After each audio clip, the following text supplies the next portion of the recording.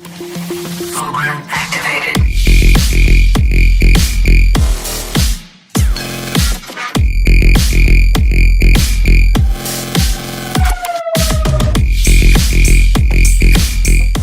अस्सलामुअलैकुम व्यूअर्स, मैं हूं आदिल अहमद बलोच और ये basic workouts for beginner series की दूसरी वीडियो है। इससे पहले मैंने एक वीडियो चेस्ट के बारे में बताया था, उसके वर्कआउट्स के बारे में मैंने आपको बताया था और इस वीडियो में आपसे डिस्कस करूंगा बाइसेप ब्राकियाई के बारे में, यानी बाइसेप मसल्स के बारे में। बाइसेप वर्कआउट स्टार्ट करने से पहले थोड़ा सा बाइसेप स्ट्रेचिंग करते हैं।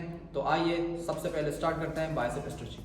स्ट्रेचिंग आप दो तरीके से कर सकते हो। तो पहला हम लोग वॉल का यूज़ करेंगे। तो वॉल के लिए सबसे पहले आप हाथ स्ट्रेट रखें, पाम सीधी तरह और बिल्कुल स्ट्रेट खड़े हो जाएं। तो आपको अपने लोअर एरिया, बाइसेप के लोअर एरिया पे एक स्ट्रेच महसूस होगी, एक खिंचाव महसूस होगा।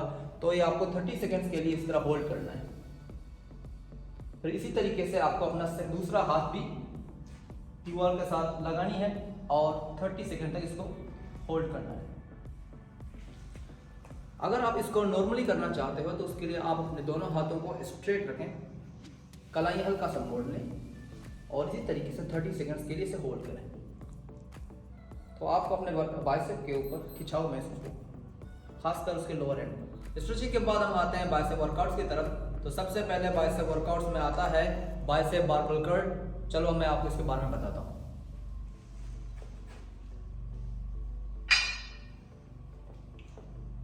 बाइसेप बारबेल कर्ल लगाने के लिए आपको बारबेल को शोल्डर के हिसाब से पकड़ना है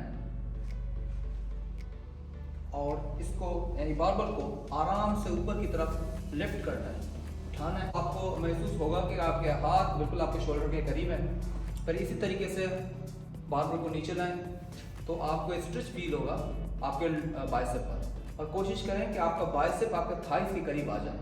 फिर इसको ऊपर दोबारा लिफ्ट करें, फिर आराम से नीचे।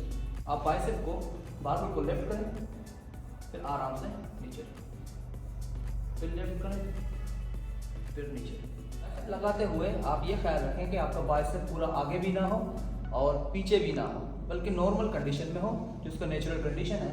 बाइसेप बारबेल लगाते हुए इस बात का भी ख्याल रखें कि आपके बाजू ज़्यादा खुले भी ना हो, ज़्यादा चिपके भी ना हो, बल्कि नॉर्मल कंडीशन में हो। बाइसेप बारबेल कर्ल आपके ओवरऑल बाइसेप डेवलपमेंट के लिए होता है। बाइसेप बारबेल कर्ल के आपको 4 सेट लगाने हैं। उनमें से पहला सेट होगा आपका 16 रिप्स का। इसके बाद 3 सेट्स आपको लगाने हैं 12 से 8 रिप्स के। अब आते हैं दूसरे वर्कआउट की तरफ, बाइसेप प्रीचर कर्ल की तरफ आते हैं। तो इसके लिए सबसे पहले आपको प्रीचर बेंच की ज़रूरत होगी और प्रीचर बेंच के लगाने का तरीका यह है कि आप सबसे पहले बैठें और फिर चेस्ट आपके प्रीचर बेंच के साथ टच हो जाए और आपके ट्राइसेप वाले एरिया, इन ट्राइसेप पूरा फ्लेक्स हो। इसके बाद आप इसे अपने शोल्डर के हिसाब से ग्रिप कर लें बारबेल को। आप बारबेल को शोल्डर के हिसाब से ग्रिप कर लें और इसको लिफ्ट करने के बाद इसको ऊपर की तरफ लाएं और आराम से नीचे रखें। आप इसको जितना नीचे लाएंगे तो आपको उतना अपने लोअर एंड पर स्ट्रेच फील होगा। फिर से लिफ्ट करें, फिर से नीचे लाएं। तो आप ऊपर की तरफ लिफ्ट करें, फिर नीचे की तरफ आराम से अंडर कंट्रोल लाएं, फिर ऊपर की तरफ लिफ्ट करें आराम से, फिर इसको बिल्कुल आराम से नीचे की तरफ लाएं ताकि आपको पूरा का पूरा खिंचाव, ये स्ट्रेच फील हो। प्रीचर कर्ल आपके लोअर आर्म डेवलपमेंट के लिए होता है और ये आपके जो लोअर एरिया में जो गैप होता है बाइसेप का, वो इसको भरने के लिए भी काम आता है। इसके 3 सेट निकालने हैं 12 to 8 रिपीटेशन के। तीसरे वर्कआउट की तरफ, बाइसेप अल्टरनेट डंबल्स। इसके लिए हमें ज़रूरत होती है 2 डंबल्स की। चलो आपको इसके लगाने का तरीका बताता हूँ। बाइसेप अल्टरनेट डंबल पूरा बाइसेप बारबेल की तरह होता है। आपको दोनों मतलब शोल्डर के हिसाब से आपको डंबल्स पकड़ने होते हैं और आराम से लिफ्ट करना पड़ता है अंडर कंट्रोल, और इसी तरीके से आराम से नीचे रखना होगा।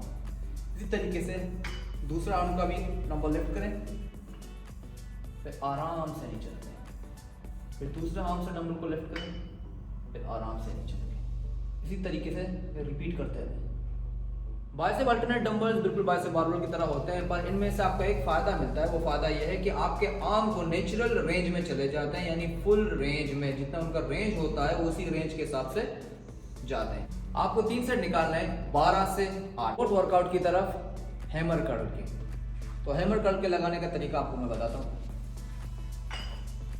हैमर कर्ल अल्टरनेट डंबल्स की तरह होता है, बस उसमें आपको ग्रिप थोड़ी टेढ़ी यानी तिरछी रखनी पड़ती है, थोड़ी टेढ़ी रखनी पड़ती है, और आपको आर्म्स लिफ्ट करना है ऊपर की तरफ और नीचे, ऊपर फिर नीचे, फिर सेकंड हैंड के डंबल्स को लिफ्ट करें ऊपर नीचे, फिर फर्स्ट हैंड के डंबल्स को लिफ्ट करें ऊपर आराम से नीचे। तो ये भी आपके लोअर हैंड के लिए एक बेहतरीन वर्कआउट है। हैमर कर्ल भी बाइसेप के लोअर डेवलपमेंट के लिए होता है और ये आपको एक अच्छा खासा स्ट्रेच दे देता है, क्योंकि ये भी नेचुरल रेंज में चला जाता है। इसके आपको 3 सेट निकालने हैं 12 to 8 रेपिटेशन के। अब आते हैं फिफ्थ वर्कआउट की तरफ, बाइसेप कॉन्सेंट्रेटेड डंबल, या आप इसे सीटेड बाइसेप कॉन्सेंट्रेटेड डंबल भी कह सकते हैं। तो इसके लिए आपको चाहिए एक डंबल। तो सबसे पहले डंबल को पकड़ लें और अपनी जो ये ट्राइसेप वाले एरिया यानी कोहनी आप अपने थाई पे रखें और अपने पाँव को थोड़ा सा लिफ्ट करें, और ये आपका पाम यानी आपके हथेली आपके शोल्डर के हिसाब से है, आपके हाथ और शोल्डर बिल्कुल सिंपल एक रेंज पर है। आप इसे आराम से लिफ्ट करें और शोल्डर के करीब लाएं और थोड़ा सा ट्विस्ट करें, ऊपर की तरफ लाएं और अंगूठे की तरफ थोड़ा सा ट्विस्ट करें, फिर आराम से नीचे रखें और कोशिश करें कि लाइट वेट रखें, क्योंकि यह बाइसेप के आउटर हिस्से के लिए होता है, यानी आपके बाइसेप की हाइट के लिए होता है। तो इसको सही तरीके से लगाने की कोशिश करें। इसके 3 सेट निकालने हैं 12 से 8 रिप्स के ईच हैंड। वीडियो में मैंने आपको बाइसेप के वर्कआउट के बारे में बताया है, जिसमें मैंने आपको बाइसेप कर्ल के बारे में बताया था और अल्टरनेट डंबल्स, रीचर कर्ल और हैमर, और इसके साथ साथ मैंने आपको बाइसेप कॉन्सेंट्रेटेड डंबल के बारे में भी बताया है और इनके रिप्स वगैरह ये सब कुछ मैंने आपको बता दिया है। अगर आपको मेरा वीडियो पसंद आया है तो आप अपने कमेंट्स में ज़रूर बताएं और मेरे चैनल को लाइक करें, शेयर करें और मेरे चैनल को सब्सक्राइब करें। इंशाल्लाह मिलते हैं नेक्स्ट वीडियो।